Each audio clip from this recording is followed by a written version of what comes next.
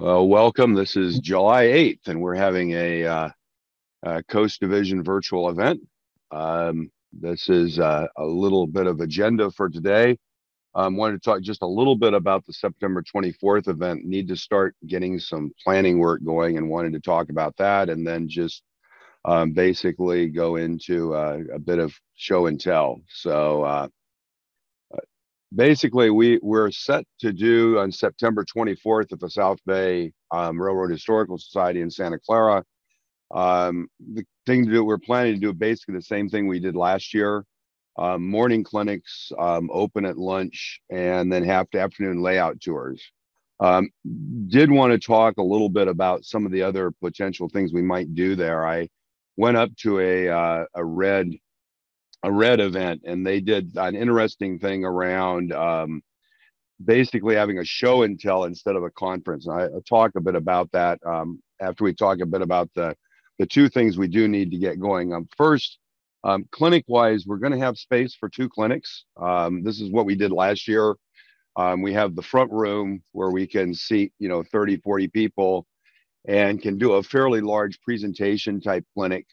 And then we have a smaller room, their boardroom in the back, where we set up. And last year we did two clinics there. Fran did a clinic about using Tinkercad, and David Gibbons did a soldering clinic. So two things there. If you're interested in doing a clinic, if you've got something you've been working on that you'd like to do, contact David or myself.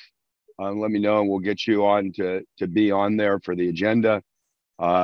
It can be a presentation, if it's a research. One of the things about how a layout was laid out and designed, what the considerations are, would be a great clinic. Or any sort of a clinic on how something was made. In the back, in the smaller room, if there's something someone would like to do as a hands-on clinic on a specific topic, that works really well there. We'll probably plan in about an hour for each of the clinics, so there'll be some time to do some things. The second thing is layout tours. One of the things you need to do is start identifying the layouts to be open. So wanted to get a little bit of feedback on which layouts people wanted to be open, how far, et cetera. So kind of first thing is, are there any clinics that anyone is specifically interested in having? Are there topics, someone you'd like to have see do a clinic that we should ask, or any thought processes there? Is anyone interested in doing a clinic?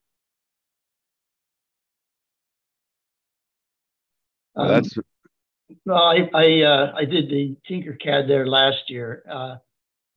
I'd say the Tinkercad thing would be a lower priority than direct railroading. Yep.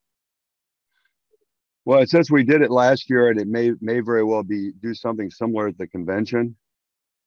I think probably for September, some other topic might be interesting. Yeah, I agree. I missed the Tinkercad last year because I went and did the soldering one instead. So, but I'm still interested in seeing the Tinkercad one if it could be done again sometime. Phil, I think with all the 3D printing that's kind of going on and becoming more and more mainstream, that another Tinkercad or 3D printing clinic would be of interest to people. Okay, that sounds good. Should I ask David to do another soldering clinic, something either different or the same thing? I mean, Larry, you went to it. Did you think that was really worthwhile and folks would like to do that? Something we should suggest to people they do? What was that? You went to the soldering clinic. Yeah. Do you think that, is that something we should ask David to do again? Do you think that there are other folks that, I think there were about 7 or 8 folks that went and did it last time. Do you think we should do it for other folks again this time? Yeah, I think it was an excellent clinic. If we keep it small, because it was hands-on, we actually got to do the soldering. So, but yeah, it was excellent. I learned a lot during that one. Okay, cool. That may be kind of a couple of topics for the small room. Is there anything, anyone's interested in for the larger room? I mean, is that, is asking someone who's done a layout, one of the things they had at the Red was basically a description of, how a layout design evolved. I don't know if, that would be something that, either a Seth Newman or somebody like that would be interested in doing, discussing, how they went through the thought process of building their layout. Is that kind of an interesting topic? I would think so. Okay. How do they decide, if they, something like on space, do you go modular? Do you build a regular layout if you have enough room? What would be the considerations? Yeah. Or add on to your house. Yeah. If the worst comes to worst, Jesse's been after me about, I see him on the call here. Jesse's been after me about repeating the LED lighting clinic I did some years ago. So I can dust that off if we need a clinic. Cool. That sounds like a good one. Okay. So then the next question. That's a great clinic, by the way. And yep. No, great. I remember it. It's absolutely perfect. And I mean, lighting is, the other thing that I think would be an interesting topic. I don't know if anyone knows someone who's done it, is the using these little micro Arduinos in buildings for lighting. I think that's a fairly interesting topic. If you've got a larger building with 7 or 8 lights, you can put an Arduino in and have it control the light so you get a lighting pattern in the building. I don't know if anybody's done something like that, kind of an extension of the LED thought process.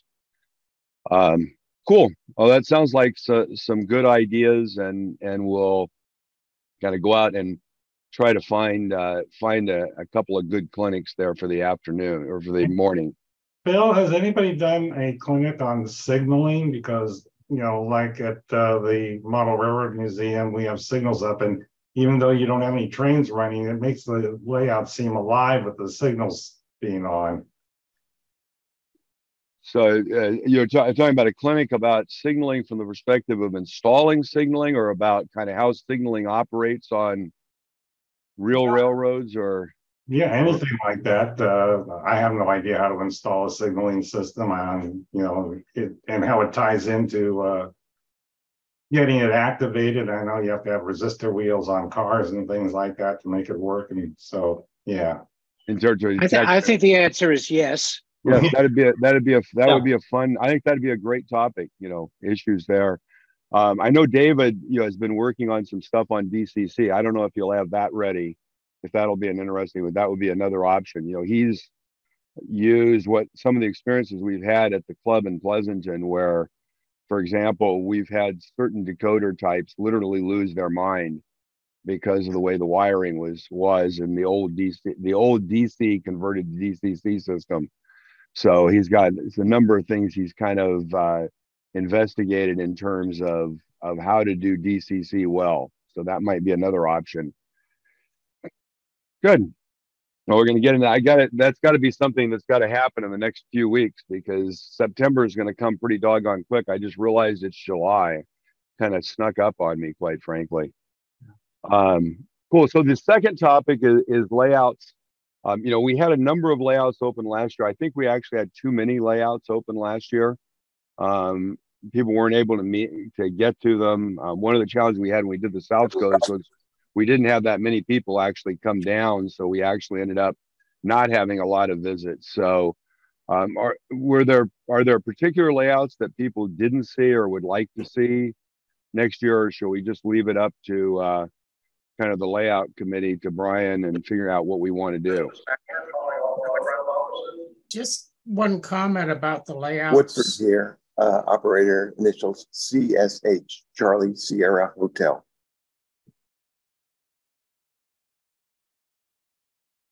Can I add a comment? Go ahead. Yeah, go ahead, Jen. Well, I just found that, I'm not used to South Bay, and everything seems so far and spread out. I like to keep the layout tours somewhat concentrated in one area, like the southwest corner or the eastern corner or something like that of the South Bay. Okay, that's a good. So basically, don't just pick. So do you think picking like four layouts is probably the right number, and pick 4 layouts in one area that are easy to get to, and do it that way? I think so. Okay. Well, for some of us that come from the suburbs up here in Berkeley, the South Bay is magical space, and I think I agree with Ken. 4 or 5 layouts that might be a little bit closer would work, because I'm at the morning, I have lunch, I then go start looking at the map, trying to figure out where I'm going, and then all of a sudden it's getting later in the afternoon. And so just from my point of view, yeah, I don't really want to get back on the roads at 5 o'clock or something like that, because everybody's coming back from God knows where they've been. So that's my 2 cents. Okay, good. We'll probably do that and do a more focused set of layouts this year. So that actually brought up another question. So from a lunch perspective, one of the things they did at the Red Meet, and I think there's probably reasonable comfort from a board perspective in doing this, is they actually had lunch at the meet that was provided. You think about how we do that. We've had some challenges getting people to volunteer to do lunches, but I was thinking we might just go get some Subway sandwiches or something and cut them up in quarters and buy 10 different sandwiches and have sandwiches for lunch. Is that something that makes sense to everyone, or people prefer to go get lunch on their own? It would save a lot of logistical time. Okay. Yeah, I mean, putting us all together to go out to the restaurant and come back. Last time I was down there took a bit of time.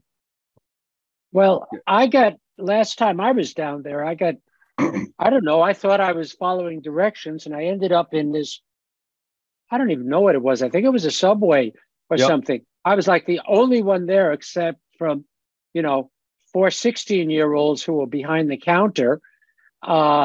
And the food was awful, but that's beside the point. And then I had to go figure out where I was going.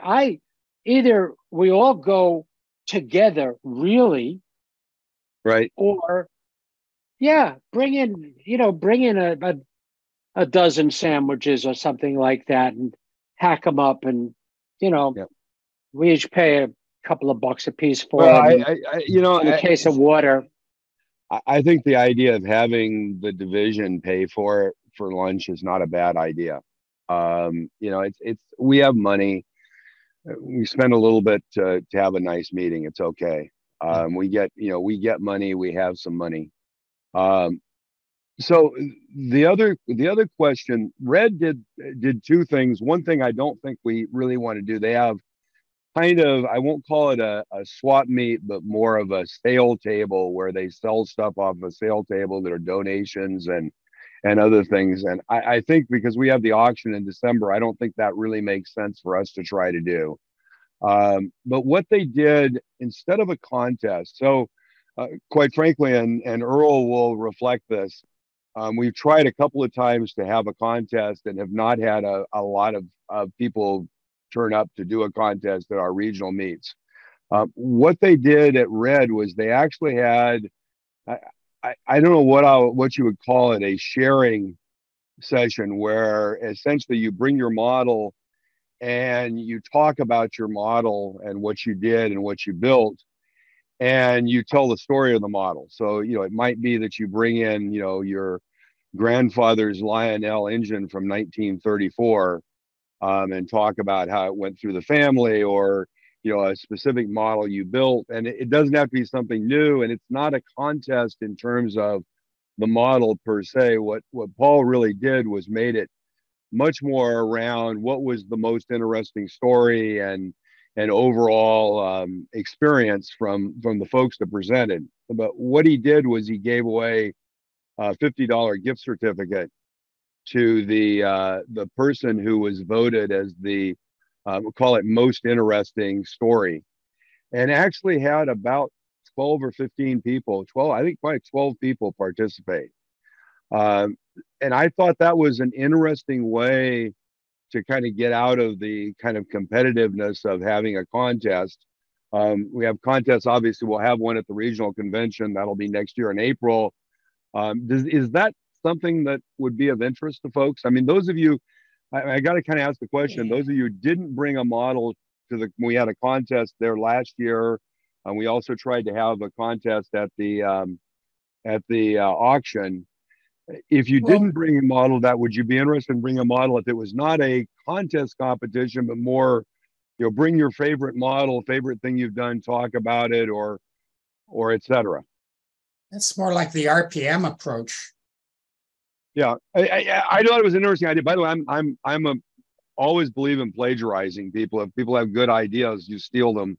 Yeah, RPMs get away with this, and they just don't. They take out the competition section, and you bring and display what you find interesting and what you may have done, and you want to show your craftsmanship, but you're not trying to get judged. Right. It's sort of the old Christian thing: judge not, lest ye be judged. I think it's worth a shot, Ken. Yeah. So what he did was basically everybody put their stuff out on a couple of tables, and then after the kind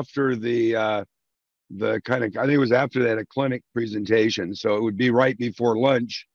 What you would do is everyone who wanted to can get up and talk about what they brought, and then we'd have basically a vote on who was most interesting.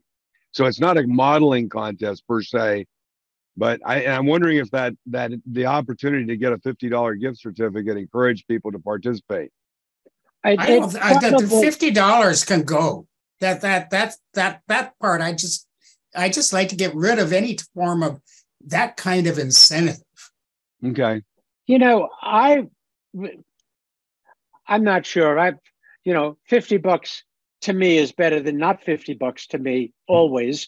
But the question I would have, or the suggestion I would have, is the other side. I want to bring a model, and I would like one of the judges that we have locally to critique it for me. Tell me, not a pad with numbers on it, but critique this model. What it makes this, where would I lose points? In other words, I'm making this model, I think it's great, and I might want to enter it into a contest, but I don't want to really be embarrassed out there in 6 months or something like that. But if somebody said, if Earl stood there and said, well, that's great, except, and my biggest problem is always, you should have the building touch the ground kind of thing. That's a very, very important critique that, people might not see. And it doesn't have to be, a 45-minute judging, just a couple of comments about the model that would improve it, that would make it more contest worthy. So if we did something, that's always available, Jesse. I mean, I'm always there, and Frank's always there, and Pat Latoris, and others. So bring it in. Well, I would, but as I say, you're talking about bringing models to the table for the meet. Don't have to be on the table. If you want something looked at, bring it in. No. So here's the acid test question. Hate to do this, but assuming we had, it's not a contest per se. Maybe we have the thing where, there's some sort of popular vote of who had the best story, because it's really not about the model, it's about the story. It's called just a display table, or just a display table. But who would bring in something if we did that?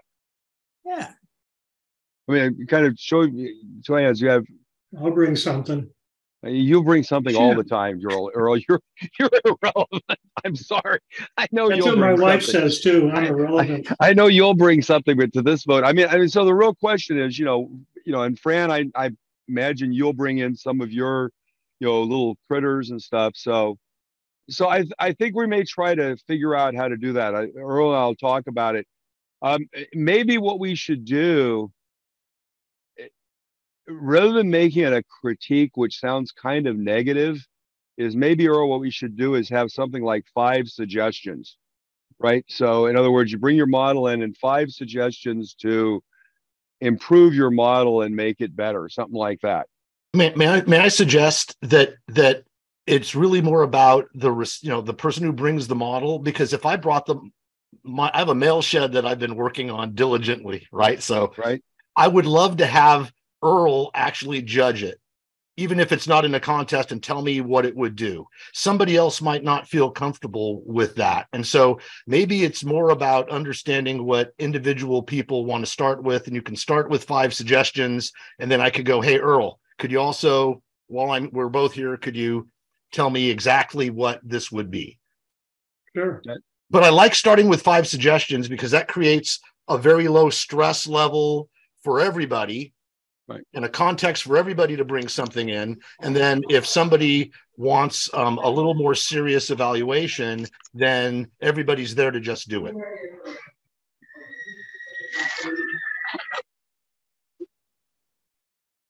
Yeah, I think that's a good idea. So we'll try to figure out how to do something like that, and get, the whole point is to get more participation and have more of us bring in and show our models and things. So right, because that's why we changed it, Phil, from a contest to the model showcase.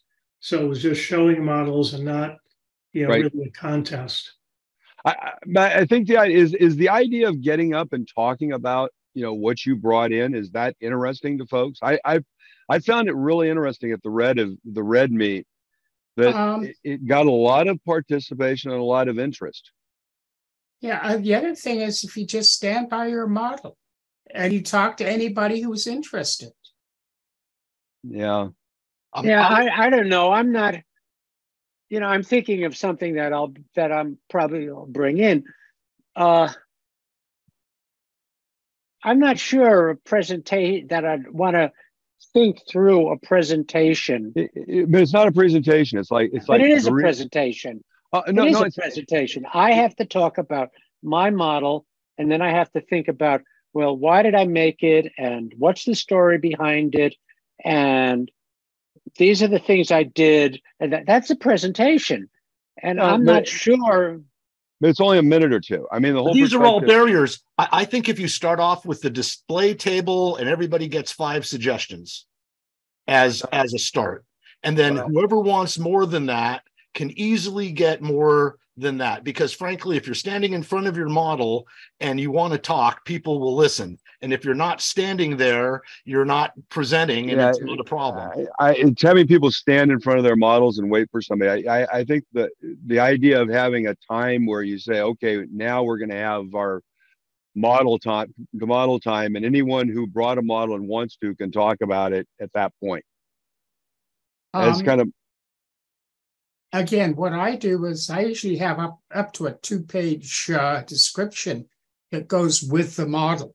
Right. It's printed out in text big enough that most of us can read it. Good. And I put that with the model.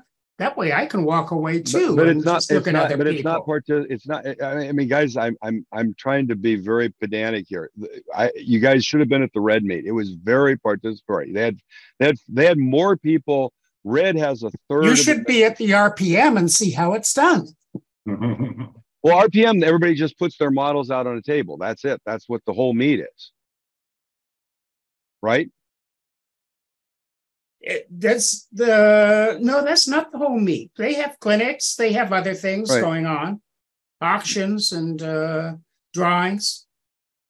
I think the important thing to do is to lower the bar and the stress level so that the greatest number of people feel comfortable bringing in models. Because if you have people bring in models this time and get suggestions and it's easy, the odds of actually being able to do a contest in subsequent meets goes up significantly. Okay. Because then people have come in, it wasn't a big deal, they showed their stuff, they got some input, they feel good about what they showed, so then they could come in the next time maybe, and you're more likely to be able to bring up enough people to do a real contest. Because I think those are valuable too. Well, yeah, and again, the idea was not to turn it into in any way a contest. I understand. You know, and in fact, the person who was the most popular vote at the Red was not really a great model. It was a great story. That was what people found more interesting than the models themselves, was the story about the models. That was for me the epiphany, is that the model is not as interesting as the story about why did you build this model? What was it built? You know, this was a model I built with my dad when I was 16 years old, and we built this and this, and you know, the model itself was not the interesting thing. Judging it, giving it points, doing suggestions wasn't the point. The point was it was something that was important to that person from a model railroading perspective. I thought that was a very interesting difference in kind of how we think about what we talk about. But anyway, why don't we do this? I've got a lifelike building, which is, I think, the schoolhouse or the garage from the 50s or 60s. And this is a model I snapped together with my dad. End of story. Right. Wow. Yeah. It's a good one. Anyway, I'll leave it to Earl, and Earl and I'll have a conversation, and we'll see, kind of come up with what's the best concepts for that. But that'll be the focus for the next couple of months, is to get ready for September. On my visa. So I guess with that, what I suggest we do is go ahead and just open it up for any discussions or anything that anybody's been modeling or wants to show and talk about. Anything exciting going on? Well, let me share a screen here, Phil. I've got not a big thing. Certainly.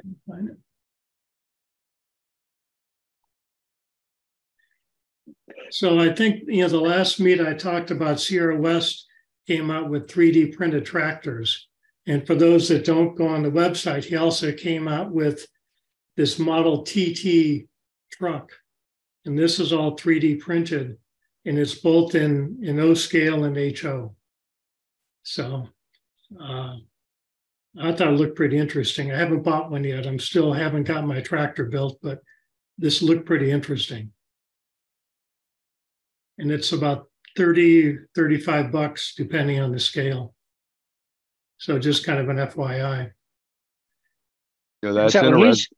He's selling this as a kit, not it's a kit. Diagrams to do your own. No, it's a printing. Kit. Yeah, so you see the parts down here. Yeah, I see them down there. Yeah. So I think, again, he designs it in O and scrunches it down to HO, and the HO details are just incredible. You saw the tractor stuff that I did before.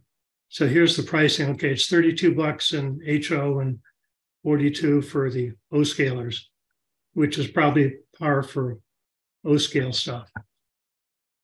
And then earlier, before Phil started recording, we talked about the fence that Fran did. So this, I see Fran tweaked on my drawing quite a bit, but this is the fence that he printed up, and I'll try to have a picture next week, but it was a decorative fence from a German company that we needed a few extra pieces, and it was 30 odd bucks by the time I found the vendor again and paid the shipping. So decided that wasn't worthwhile. So that's all I got. But I think that brings up the whole point of, with the volumes a lot of products are made in model railroading, 3D printing becomes a very viable process. Yeah, that's interesting. So this is this fence at the hotel there. That is filament printed, and it's in sections, like 4 of these arches to a section. And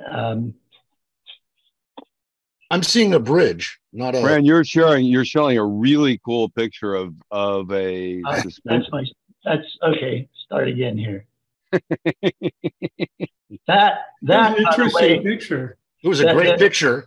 That picture, by the way, as we get closer to next year's Narrow-Gauge convention, that picture is downtown Pittsburgh, right a block or so from where the Narrow-Gauge convention will be in 24. Okay, share screen. So you were seeing the picture. No. How's this? What do you see now? There you go. I see a station with a fence. There you go. Okay. So that fence is filament printed. It's a little more crude, but from 3 foot back, I think it's okay. I was thinking, Fran, actually the fence you did for Parkersburg for the other side. Right. There you go. So I didn't back up. If I were to back up, I did like, I don't know, 5 or 6 sections of this, and then to the left would be another 5 or 6 sections of the European manufactured fence, and they're close enough, I think. But this stuff is really thin. I do have a little fear of, like, in a few years of it becoming brittle because it's so thin. If that happens, you do it again and use it for 3 or 4 more years, or make it thicker. There'll be better, more resilient materials in 3 or 4 years, so you'll only redo it once. That's true. And this is, way in the back, so no one touches it. Yeah. This is part of that power plant, the HO power plant that I'm not going to use it. I was going to tear it up, put different scale of windows in and change a few things out and make it O scale. Decided not to. There's another building goes to the left of this, attaches to it. That's the generator room. So if anyone this is big. I'm telling you, it's almost 2 foot long. The whole thing together is a good 2 foot long. So if anyone has a use for it and they promise me you will actually use it, put it on layout, you can have it. Otherwise, I'll give it to probably San Leandro Club to. So it'd be a good club product for someone who's got a club who's got some space. Yeah, because it is big. This, I'll go through a couple of these. Before, maybe last month or so, I talked about this Plymouth HL8, I think it is, CR8. It's a locomotive for Kaiser Sand and Gravel. I'm doing it in HO for Seth Newman. And it's getting closer. That's the front plate for it with the pilot, and there's the truck side frame. We're going to use Staten drives. This particular drive is not the right one. It's too big, but just for comparison, there, I'm going to have the drive like so. This little ferrule built-in washer here that the truck will set and swivel on. The bottom frame. Sorry, I didn't plan anything. One more. Doggone it. So yeah, and these photos are a little old, but I have one version past this that is, I think, the final version, and these are not glued together yet. The cab, the 2 hoods, the 2 hood tops are all separate pieces. So That's it. I think that's all I have. Cool. So are you going to make that available as a kit, or? I don't think so, because I don't have an HO market. I'm just beginning to start to look at my timeline on resin printing, as to how long I want to keep doing it. It just takes so much of my time away from regular modeling, and everyone's getting into it. In a year, everyone's going to be able to do, anyone who wants to is going to be able to do everything I do and do it better. I was talking yesterday to my wife. She was talking about, she heard an article on NPR about them 3D printing violins.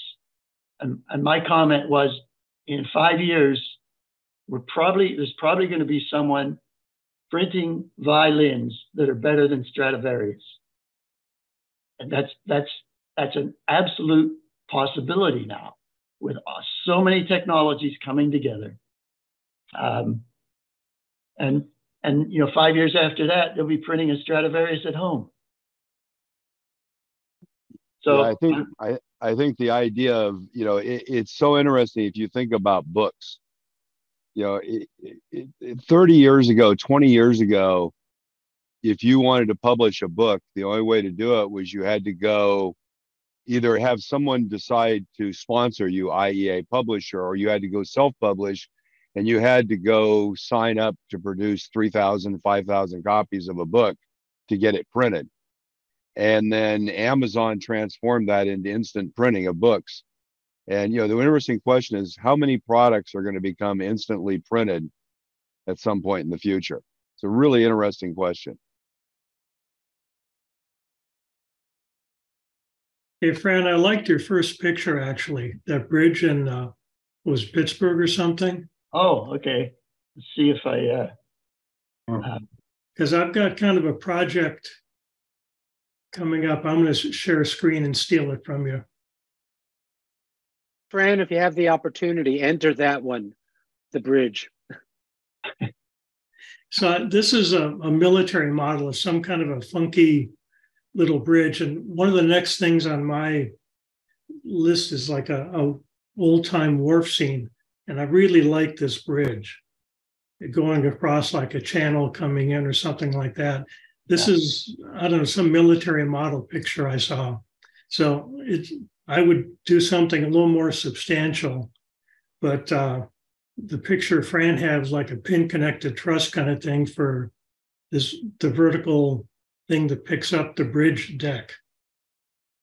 So anyways, this is something that's kind of in the works for me sometime later on. It'll look just like this, only completely different. Is that model a drawbridge or is it a lift bridge? Kind of a drawbridge, right? Let me go back. So one end is going to be attached. Yeah. So the the right center side section just pivots up vertically. The top is kind of a counterweight. See a little channel with the boat going through. You can see the hinge pin on the bottom right, on the right side of the actual bridge. You can see the pin. Yeah, I don't think my cursor. I see it. Yeah, if you look at it, it's a 4-bar, right? You've got a 4-bar linkage, right? There's the 4 bars, and 4 bars, when it moves, it's going to move like this. It's a parallelogram. It's a parallelogram, exactly. The two vertical elements, the one that comes up from the ground and the one that goes down to the bridge, will stay parallel as the upper and lower ones transition and rotate to the right, rotate clockwise. Yeah, so this is going to go like an old time, small town wharf scene. Just it's too cool to not build. Good for a canal if you had navigable canals. Exactly. Be a little bigger. Yep. It looks very Dutch.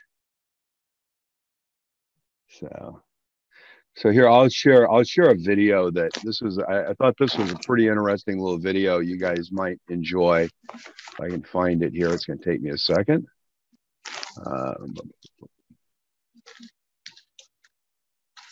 This was an interesting one I found at one point. This is actually 4014, and kind of the setup is they apparently were behind a freight train that stalled on a hill, and they asked them to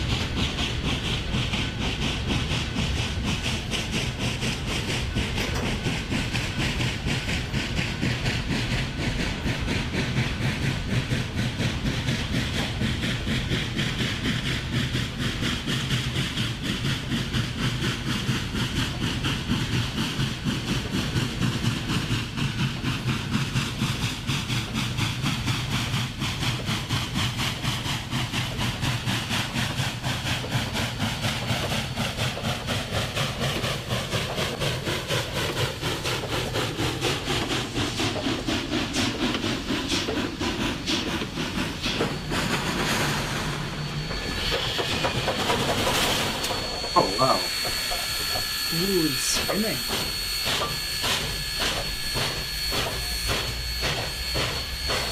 Put the muscle into it.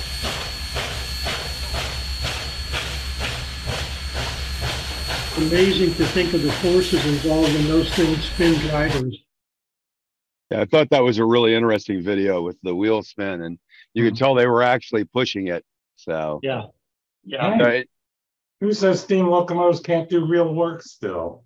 That's true. Yeah, it was Wow. The show. so not pulling a real train, but definitely helping there. So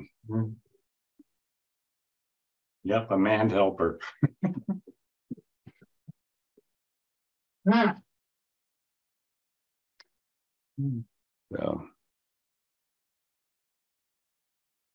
so the other thing, by the way, I put up, I won't show them. I can send out a link. We actually did 2 cab ride videos on the layouts in Pleasanton, and I don't think that had ever been done on the HO layout, and it's actually really interesting to kind of do that, to look at your modeling and see, you know, we take a GoPro and put it on a freight car, on a flat car, and run it around the layout, and you get a great view of kind of how the layout looks from a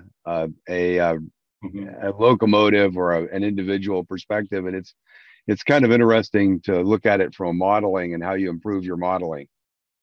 So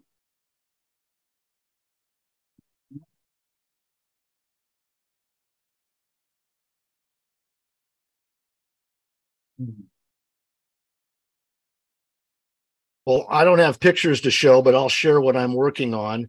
I got distracted by a beautiful narrow gauge Leadville design boxcar kit, and started thinking about building that. And it's like a museum quality kit. I got articles, Narrow Gauge and Shortline Gazette on building Carter boxcars, and I got distracted from working on my module. So I actually ended up cleaning up my workbench. I have an ON30 module that Phil knows about, so I'm in the CCC ON30 club. And so I basically got back in to working on the module part of my model railroading, because that's the part where I run trains. And I'd been distracted by a building project and was about to do another project on top of that. And so I actually have a very nice mail shed that I need to finish. But what I really need to do is take my module from like 95% to 100%, because all it needs is electrical and legs. So not electrical, the inner module connectors, it's all wired up to itself. So that's what I've been working on. And I'm actually happy doing that, because I'm a big believer in finishing things. And something that's 95% done is just screaming for me to get it done.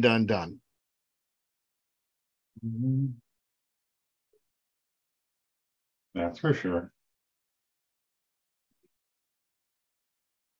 I'm just currently working on building a plain, simple test speed track, basically on a 4x4 piece of plywood. It's going to be the first time I've ever hooked up DCC to a track on my own. I've got a power cab to use to add to that. I've got one of those speedometers, or what, I forget what the AccuTrack, I guess it's called. So I'm going to lay the track next and put a circle on there. And what I really want to do is speed match my locomotives so I can get multiple units on a train. I'm tired of just pulling a dozen cars and I can't pull any more. So that's what I'm working on right now. Going to get that done hopefully in the next week or two.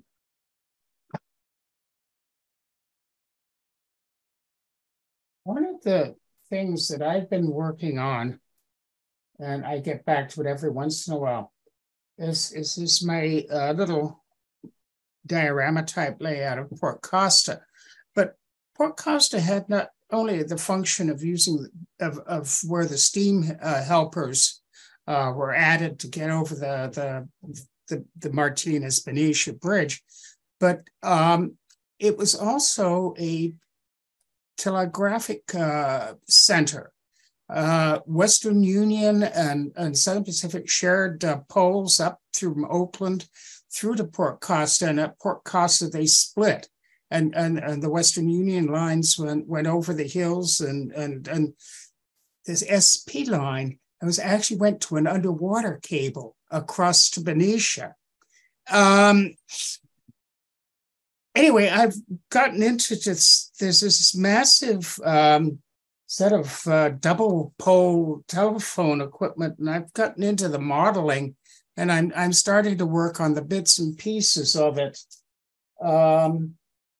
This is, for instance, a cabinet that was suspended on between two poles, like this. And it's just a fascinating thing to look at, to get into was this communications aspect of the railroad.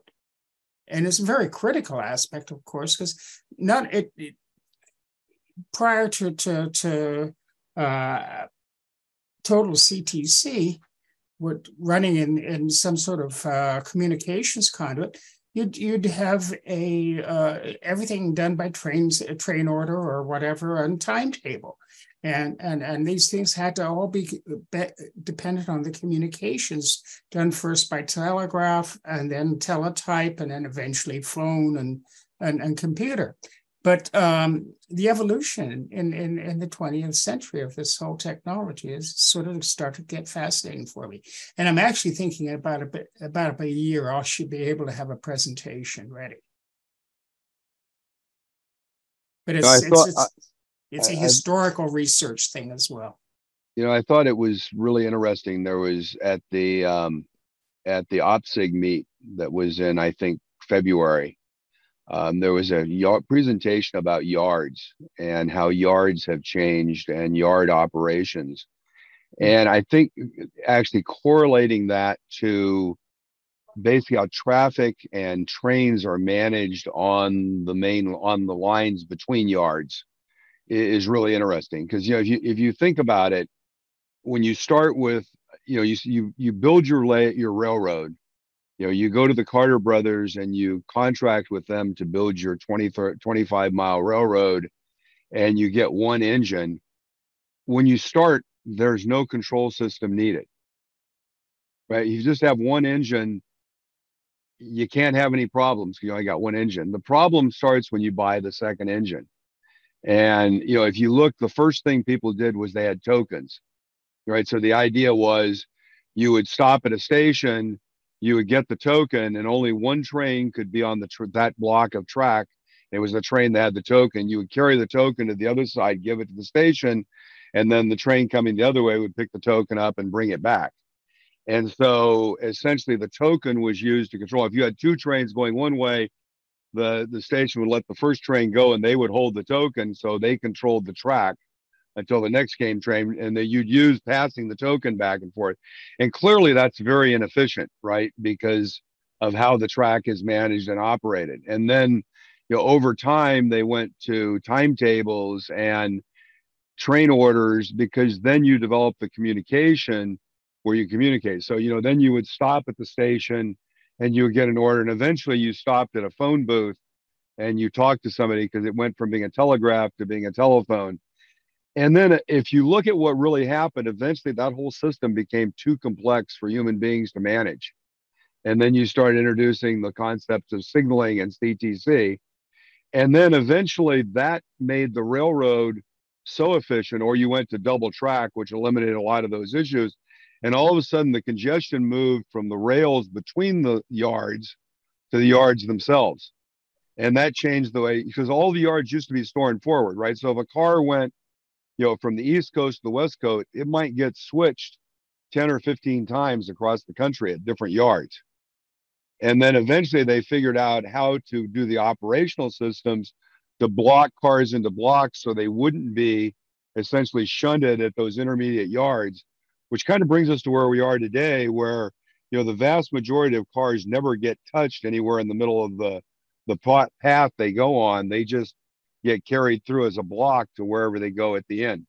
And, I went up to Sacramento for the International Rail Fair last year, and we drove over to Roseville to look at the Roseville Yard. And the Roseville Yard in Sacramento, outside Sacramento, is basically dead as far as I could tell, because they're not really handling any through traffic. That just goes through. The only traffic they handle is local traffic, and that's clearly a fairly small percentage of the cars that go through on the main line. So it'd be interesting, Ken, to kind of think about how, that combination of communications and processes to manage the inter-yard traffic process married with the yards to change through the years the way railroads operated.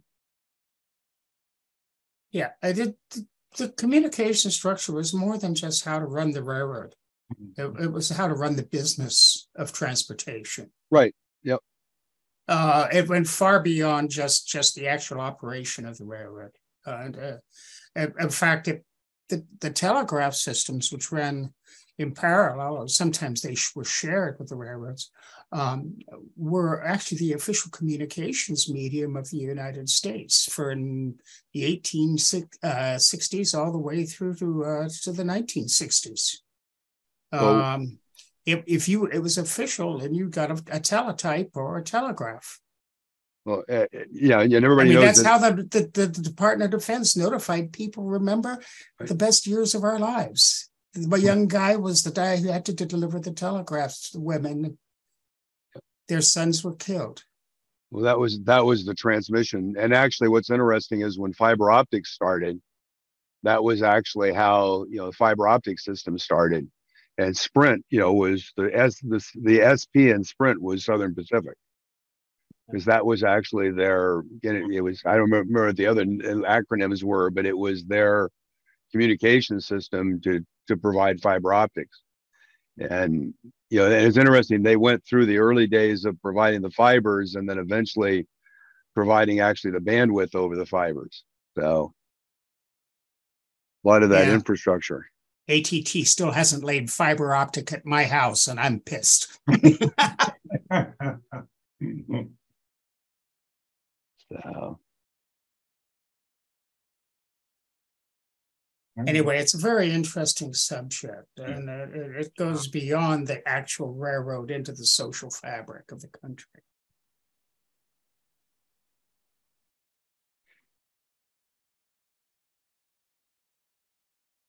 Well, I think we're kind of winding down. Got some interesting discussion. I like the discussion about the September meet. We'll figure out what's the right thing to do there. And Bill, can I chat with you after we log off? Sure, absolutely. Okay. See you guys soon. I gotta go. Cool. Have a good one, guys, and we'll see everyone in a couple of weeks. Okay. Thank you. Thanks, guys. Bye now. See you, Fran. Yeah.